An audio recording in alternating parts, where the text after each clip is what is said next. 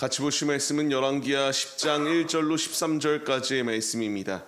한 목소리로 말씀 합독하시겠습니다.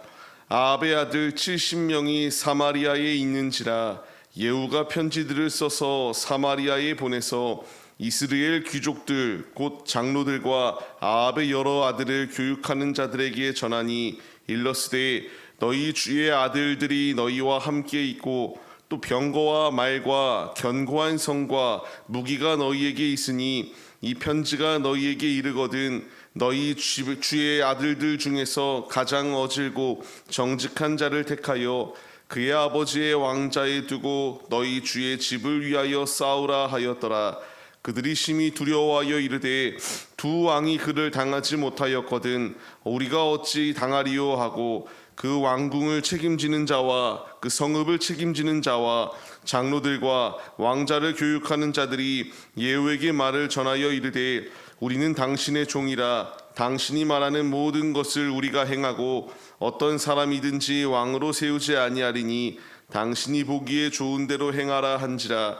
예후가 다시 그들에게 편지를 붙이니 일러스되 만일 너희가 내 편이 되어 내 말을 너희가 들으려거든 너희 주의 아들 된 사람들의 머리를 가지고 내일 이맘때에 이스라엘에 이르러 내게 나아오라 하였더라. 왕자 70명이 그 성읍의 귀족들 곧 그들을 양육하는 자들과 함께 있는 중에 편지가 그들에게 이르매 그들이 왕자 70명을 붙잡아 죽이고 그들의 머리를 광주리에 담아 이스라엘 예후에게로 보내니라.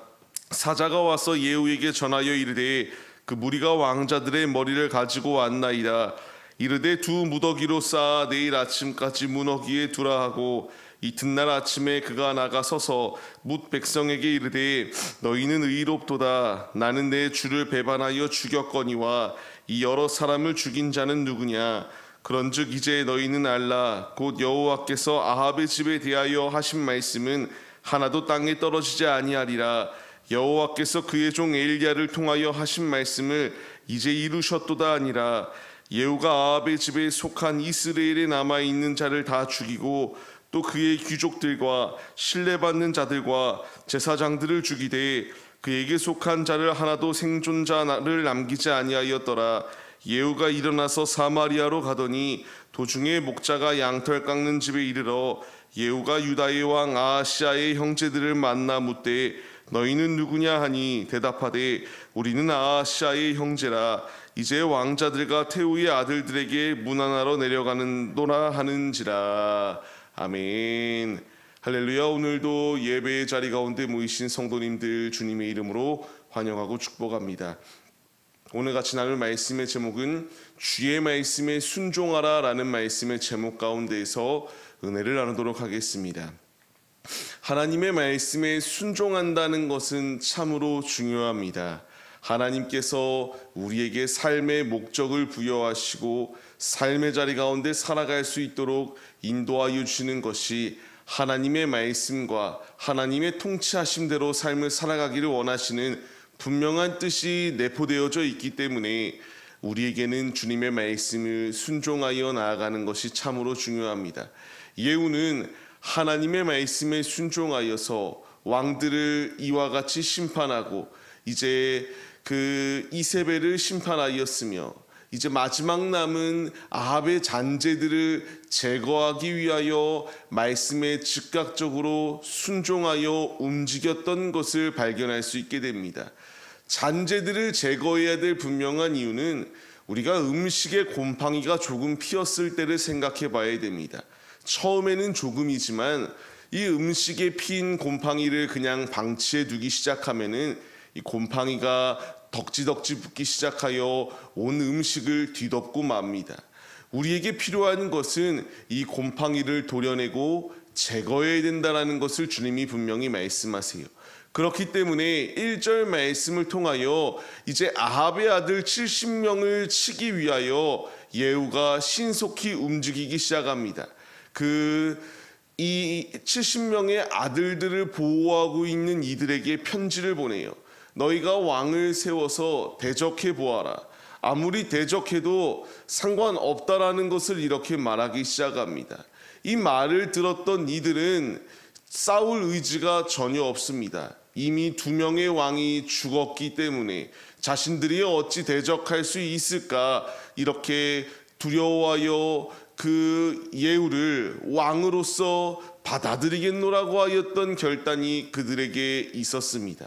이제 이런 결단이 있을 때에 예후가 이 아합의 아들들의 머리를 가져올 것을 이렇게 명령하였습니다. 그리고 그 명령대로 그들이 70명을 붙잡아 죽여버리고 맙니다. 이렇게만 봤을 때에는 이것이 참으로 잔인한 살인의 현장이 아닌가라고 생각이 들 수 있습니다.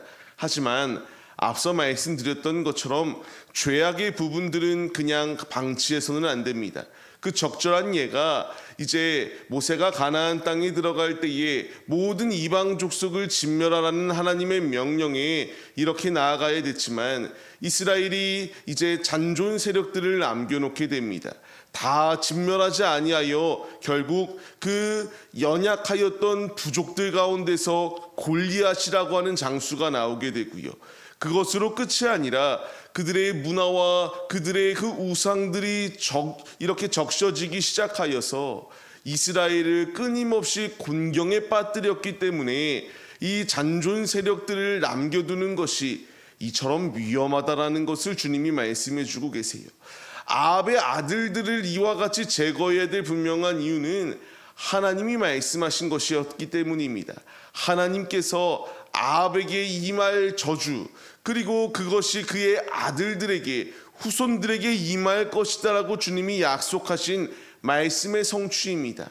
이 모든 죄악된 부분을 도려내지 아니한다면 다시금 이스라엘 가운데에 또 다른 죄악의 그 씨앗들이, 그 죄악의 불씨들이 스멀스멀 올라오기 때문에 하나님께서는 가차없이 그런 죄악된 부분들을 도려낼 것을 이렇게 명령하셨던 것입니다. 예후는 이 말씀에 즉각적으로 순종하였습니다. 하나님의 자녀들에게 있어서 필요한 고백, 필요한 중심, 필요한 결단은 이 예후의 모습과 같이 죄악된 부분이 발견되었을 때에 즉각적으로 도려낼 수 있는 이 결단, 이 행함 있는 믿음의 모습이 우리에게 있어야 된다는 사실을 분명히 말씀해 주고 계세요. 우리가 이 죄악된 부분을 도려내지 아니하기 시작하면은 내 안에 죄악된 곰팡이가 이와 같이 덕지덕지 붙어서 그것이 잠식당해 버리고 우리의 영혼이 완전히 무너져 버릴 수밖에 없는 자리 가운데 거할 수 있게 됩니다. 주의할 것을 주님이 말씀하시고 도려낼 것을 우리에게 명령하십니다. 예후가 이와 같이 즉각적으로 순종하였을 때에 하나님께 칭찬받습니다. 우리 역시 죄악된 부분은 즉각적으로 도려내고 하나님이 원하시는 뜻대로 중심을 주 앞에 내어드려서 주님께 칭찬받는 자리 가운데 거하시기를 소망합니다. 이와 같이 믿음의 길을 걸어갔던 예후 11절 말씀을 통하여 이 아합의 진영에 속한 모든 자들을 다 진멸했다라고 이렇게 기록되어지고 있습니다. 하나도 남김없이 다 이와 같이 제거하였습니다. 말씀드린 것 같이 모든 죄의 잔존 세력들을 제거한 것이 예후의 모습입니다.